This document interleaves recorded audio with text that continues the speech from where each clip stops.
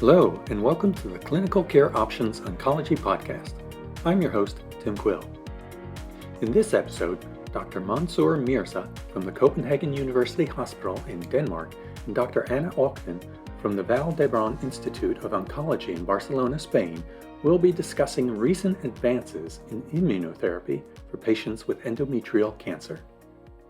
This episode is part of a larger educational program entitled Advances in Endometrial Cancer Therapy, Exploring the Role of Immunotherapy. For more information on Dr. Mirza and Dr. Oaknin, along with a link to the complete program, including a downloadable slide set, please visit the show notes for this episode. Now let's get started and hear what the experts have to say on this important topic. This is Mansoor Mirza. I'm from Copenhagen. I'm an oncologist in Copenhagen. And it is my really great pleasure today to discuss some of the great things happening in endometrial cancer treatment. Ana Oaknin is a professor from Barcelona, a city I would love to live, and she is a co-chair of JACO group, and she is one of the leading PIs for most important trials being run in gynecology. So she doesn't need much introduction. She is the gyne specialist we have globally. So Ana, really nice to discuss with you. Oh my goodness, after this great introduction, I'm quite embarrassed to speak, but I have to say that it's my great pleasure to have this discussion with you about endometrial cancer. I mean, you are one of my best friends in the GYN field, and I'm so happy to be with you here, although virtually. Okay, let us start to discuss about this new era in endometrial cancer. Exactly. I think, Ana, if somebody can tell us about immune therapy, it's you in endometrial cancer. So why we need to develop immune therapy? What's the rationale for immune therapy in endometrial cancer? Can you give us your thoughts on that? For sure. Thank you for asking me this question. I think it's very important that the audience understand why we are developing immunotherapy in endometrial cancer. As you well know, we already learned that there's 30% of endometrial cancer that are classified as MSI high or deficiency mismatch repair. And what that is mean? It means that this kind of tumor are associated with 100 to 1,000-fold increase in mutation rate. And this means that they express high level of neoantigen because they are not able to repair the DNA error. So in addition to this, the immunomicroenvironment with this high load of neoantigens is associated with an increase of immunocheckpoint expressed by tumor cells. This is to say PD-L1 ligands, PD-L1 and PD-L2. So, in summary, I want to explain clearly the combination of increased mutational load, tumor-infiltrated lymphocyte associated to this mutational load, and PD-1 expression in tumor cell makes endometrial cancer an ideal candidate for immunotherapy interventions. Absolutely agree. I think this you have put it so nicely, so clearly together. And if we take it to the clinic, are there any compelling data we have with immune checkpoint inhibitors in endometrial cancer? And can you please go through these data, what we have seen, and are there any differences in activity according to MMR status if they're deficient or proficient in the data which is published so far? Amazing. I'm very happy to review this data with all of you because, it's an evolving line scheme. As you well know, we had a turning point. It was in May 2017 when pembrolizumab was approved for MSI solid tumor, regardless of the origin. And then this is the point when we start learning more and more about the immunotherapy in endometrial cancer, because in this pooled analysis, we observed that 30% approximately the endometrial cancer with MSI high tumor were able to respond to immunotherapy, in fact, pembrolizumab. Moving forward, we have the Keynote 158, that is a kind of confirmatory trial. I mean, a lot of solid tumors were treated with pembrolizumab, but in particular, 49 patients with endometrial cancer. Then we learned from this study that the overall response rate for pembrolizumab in this group of patients, endometrial cancer MSI high, was 57%, amazing overall response rate. But in addition, the median PFS was 25 months. So, but beyond the pembrolizumab monotherapy, I mean, we started to develop combination with pembrolizumab, and one of the most amazing combination was pembrolizumab plus an anti-angiogenic agent called lenvatinib. This combination was developed in the Keynote 146, study 111. The primary endpoint was overall response rate at 24 weeks. And then we enrolled 108 patients. All the patients were previously treated with systemic therapy. And remarkably, and I think it's quite important to understand the results, 87% of the population, that is to say, 94 of the patients, were mismatch repair proficiency or MS, and only 10% of the population were MSI high. So what have we learned from this combination? We have learned that the overall response rate was 39%. Overall response rate, 39%. And remarkably, we observed responses regardless of MSI status, PD-L1, on histology. Indeed, when we look at the overall response rate according to the mismatch repair status, we observe 63% of response rate in MSI high and 37% of response in proficiency OMS tumor. I mean, this is really, really amazing data. So due to this compelling efficacy, the FDA and the Australia administration and the Health Canada Authority recently granted accelerated approval for this combination, but only for patients who were not MSI high or not mismatch repair deficiency, and they have progressed after previous platinum therapy. So we have reviewed the most important data with pembrolizumab, but we have data with another checkpoint inhibitor. I mean, in this sense, it's quite important to review the data that I have just presented at ESMO, sorry to say JI, but it's the data from the Garnet trial.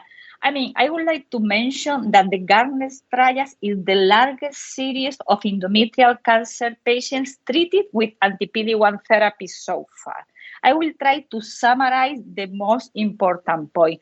First, the checkpoint inhibitor that we used was dostarlimab. That is a particular checkpoint inhibitor because it has a unique and convenient way of administration. The first 4 doses is every 3 weeks, but later on, the coming doses is every 6 weeks until disease progression. I think it's quite convenient for the patient. So in this Garnet trial, we analyzed the activity of dostarlimab in different cohorts of solid tumor. But today we will review the endometrial cancer cohort. Then we have 2 endometrial cancer cohorts, mismatch repair deficiency and mismatch repair proficiency. And I will be focused in the efficacy population. The efficacy population was the patient who had measurable disease at the study entry, and they had been in follow-up in the trial at least 6 months. And how many patients? It means 103 dMMR and 142 mismatch repair proficiency, such a large patient number. So what about the demographic and baseline characteristics? The main difference among both cohorts was the histology, as expected. In the dMMR core, the majority of patients were endometrioid carcinoma type 1, whereas the majority of patients in the mismatch repair proficient cohort had type 2 endometrial carcinoma. And it should be noted that all patients had at least one prior line of platinum-based chemotherapy. Primary endpoint, overall response rate, was again an amazing percentage of response in patients with DMMR, 44.7%. And what about the MS that you asked me about the difference between DMMR and mismatch repair proficiency? The response that we observed was 13.4%. But what is important in this population that beside this overall response rate, we observed a quite good percentage of disease control rate. It was 57% in the DMMR and 35% in mismatch repair proficiency. And on top of that, I would like to highlight that the duration of response was quite long in both cohorts of patients.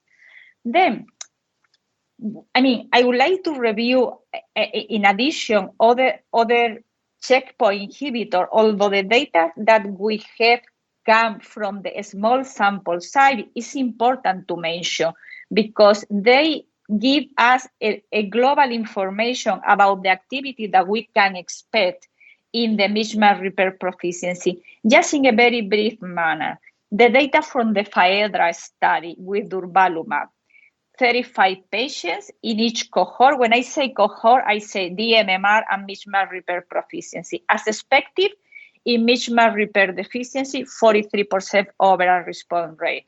What happened in the mismatch repair proficiency? 30% of response.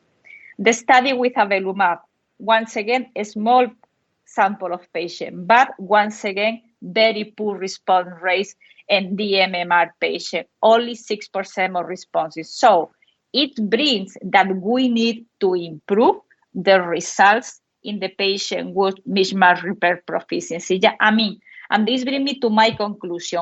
High rate of overall response rate and mismatch repair deficiency OMSI high, and a quite low responses for the majority of checkpoint inhibitor in mismatch repair proficiency, and a good control rate with dostarlimab in mismatch repair proficiency patients.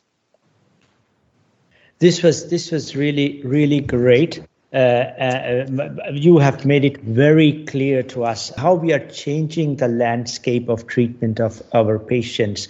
But Anna, all the new treatments come with a price, and price is the toxicity of the drugs. So especially when you are combining these drugs together, as you said, for treating the MMR proficient population. So tell us, what would you say about the safety profile? You have mentioned the largest study which you led, the Garnet trial for dostarlimab. How was the safety profile, and how was the safety profile of the combination which you discussed, which Vicky Marker presented, of lenvatinib and pembrolizumab? Thank you, Mansoor, for this question. I think, as you mentioned, the safety profile is a quite important aspect of every single new therapy that we bring to the table. So when we look at the safety profile from pembrolizumab, at the end of the day, it was the first anti-PD-1 therapy that we had in place. The toxicity was quite good. And for me, when I say that the toxicity profile was quite good, is because I'm looking at the percentage of patients who needed to discontinue therapy due to adverse events. And in the KNOT 158, this percentage was only 9%. The majority of treatment-related adverse events were low-grade fatigue, pruritus, diarrhea, and asthenia. This is pembro as monotherapy. But what happened with pembro plus lenva? I have to say that the profile is quite different because, the combination, I had to say that is not quite good from the point of view of tolerability.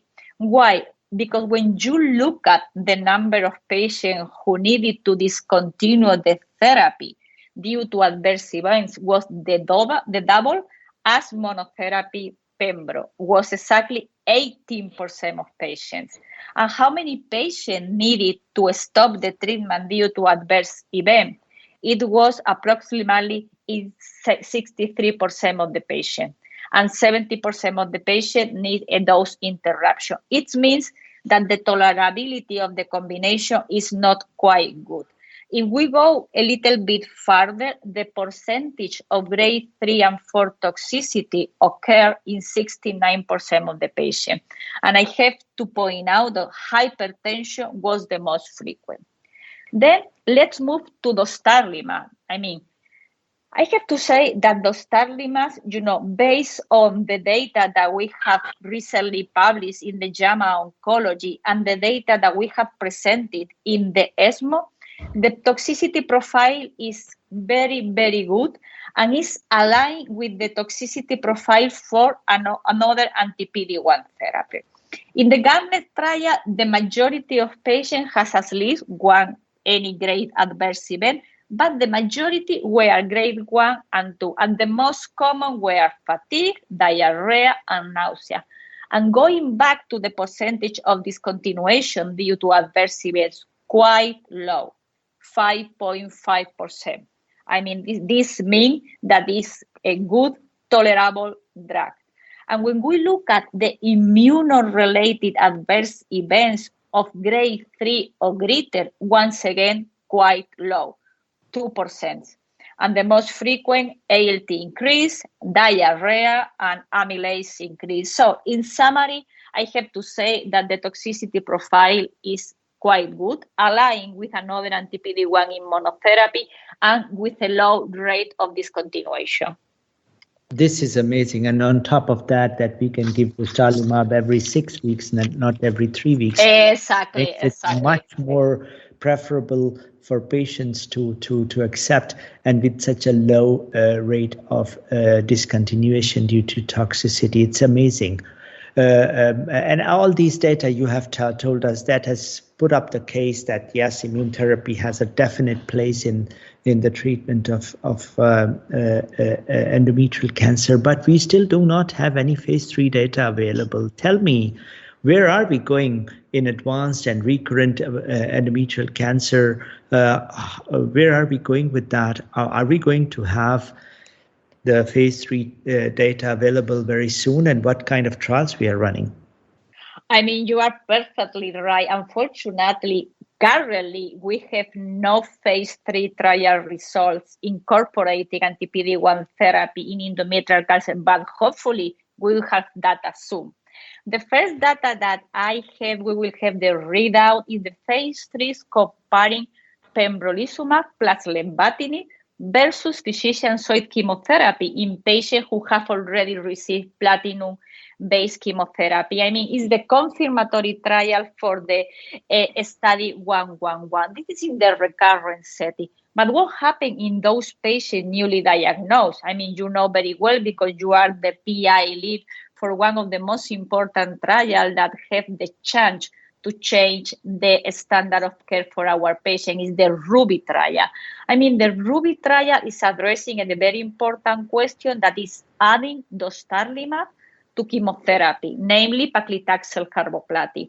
Another thing that is quite important for me for this study is that we will enroll all histologies, including carcinosarcoma, that in the majority of studies, this kind of histology is excluded. So we will learn about the role of immunotherapy in carcinosarcoma. And in addition, we enroll patients regardless of mismatch repair status, although later on, there will be an stratification factor. So RUBY trial phase 3 running right now. Hopefully we can finalize the recruitment soon, and then we will have the readout also soon. What about other phase 3 trial? We have the ATTEND trial incorporating atezolizumab, anti-PD-L1 in combination with paclitaxel carboplatin and followed by atezolizumab as maintenance in newly diagnosed endometrial cancer patients, and the pembrolizumab trial that has exactly the same design than the previous one, incorporating pembrolizumab to chemotherapy with paclitaxel carboplatin in newly diagnosed endometrial cancer. But what else we can expect from PD-L1 therapy? Now we are in amazing time because we are exploring new combination, new approaches. Recently in ESMO, we have seen the data from the combination of talazoparib with avelumab in patients with mismatch repair deficiency. And although the percentage of responses were not quite high, was 8%, the control of PFS at 6 months was extremely promising. Now we need to wait for a longer follow-up because you will know that the responses with immunotherapy usually last more time. And I think now we are incorporating this kind of combination in our landscape. So hopefully in the coming year, we will have promising combination with anti-PD-1 and another target therapy that may change the outcome for our patients. That is really, really great, Anna. You gave us a very great insight in the status of immune therapy in endometrial cancer. And both you and I, we believe that we are going to see a significant difference in the outcome of our patients who really need something more than just carboplatin and paclitaxel. I'm saying just carboplatin and paclitaxel because we treat them with many other things, but the efficacy of all the other regimens has been quite pathetic. So here we really see some major difference coming in. And I'm sure that soon we will see that our patients will live longer, and maybe some patients will do not have relapse due to immune therapy. And I thank you very much for this enlightening us so clearly in this field. And I hope soon to see you face to face, Anna. This is my wish, hopefully, and thank you for having me. I mean, I'm very happy to have the chance to review this new data with some colleagues and you with outstanding knowledge in endometrial cancer. So I'm very happy to hear this news for you because I think that you strongly support the use of immunotherapy in endometrial cancer. Thank you for having me once again. Goodbye. Goodbye. Thank you very much, Dr. Mirza and Dr. Oaknin, and thanks to you, the listeners, for joining us. As a reminder, to view the full program, Advances in Endometrial Cancer Therapy, Exploring the Role of Immunotherapy, and to download the slide set associated with this discussion from the Clinical Care Options website, please click on the link in the show notes. As always, thanks for listening.